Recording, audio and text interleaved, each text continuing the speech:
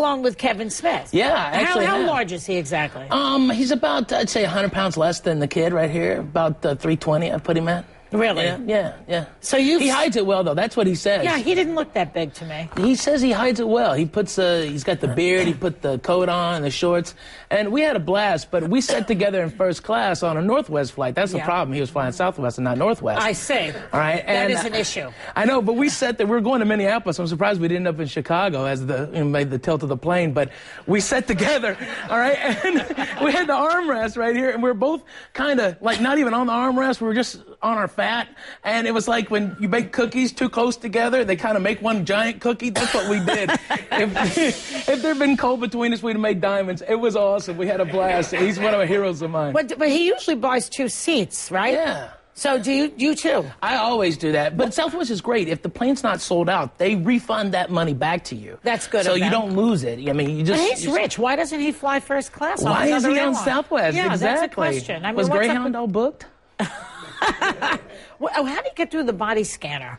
Oh, I don't. They just look at me, and then they start to frisk you, but there's so much to frisk.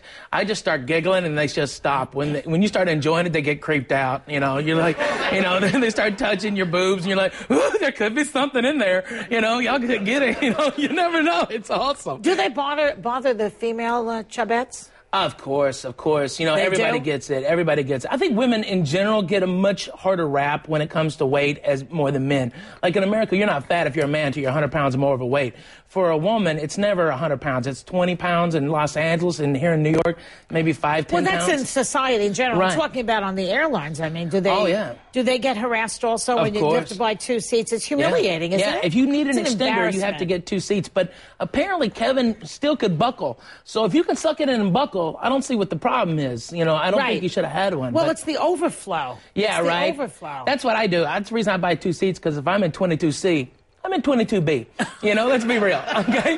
You know, I guess then, Ralphie, you think that people who are big should buy 2 seats. Right. It costs the airlines more money. It costs the airlines more money to fly. But what about the weight. They get 2 meals? Doesn't that go against the whole idea? They should. They should. But they should only give you 1 meal. Try to keep you trim you down a little. Yeah, but that's not good for business. If they're selling 2 seats on one person, then it would profit them to give you an extra meal. That only costs them $5, $6, whereas the